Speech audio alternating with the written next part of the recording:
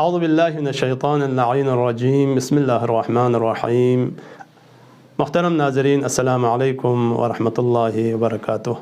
اس میں کوئی شک نہیں، رمضان کا روزہ بہترین عبادت ہے، افضل ترین عبادت ہے، لیکن ہر عبادت کی ایک روح ہوتی ہے۔ جب اس کی کوئی شرائط ہے، جب تک وہ شرائط پوری نہ ہو اس وقت تک وہ عبادت، وہ بندگی مقبول حق واقع نہیں ہوتی، وہ اس عبادت گزار کے لیے مفید ثابت نہیں ہوتی۔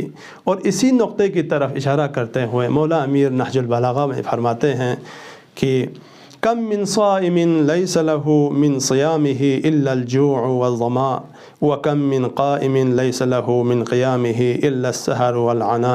فرماتے ہیں روزہ داروں میں سے، روزہ رکھنے والوں میں سے بہت سارے ایسے ہیں کہ جن کو روزے سے صرف پیاس اور بھوک کے علاوہ کچھ حاصل نہیں ہوتا۔ ایسے ہی دیگر عبادات بھی ہے، نماز ہے، حج ہے، زکوٰۃ ہے، تمام عبادات کی کچھ شرائط ہے، ان شرائط کے ساتھ بجا لانے کی ضرورت ہے۔ جب تک وہ شرائط پوری نہ ہو اس وقت تک وہ عبادات و بندگی مقبول حق واقع نہیں ہوتی۔ چنانچہ آپ فرماتے ہیں وَكَم مِّن قَائِمٍ، کتنے لوگ عبادت گزار ایسے ہیں جو جاگے رہتے ہیں رات کو، لیکن ان کے جاگنے سے صرف ان کو تھکاوٹ کے علاوہ کوئی اور فائدہ نہیں ہوتا۔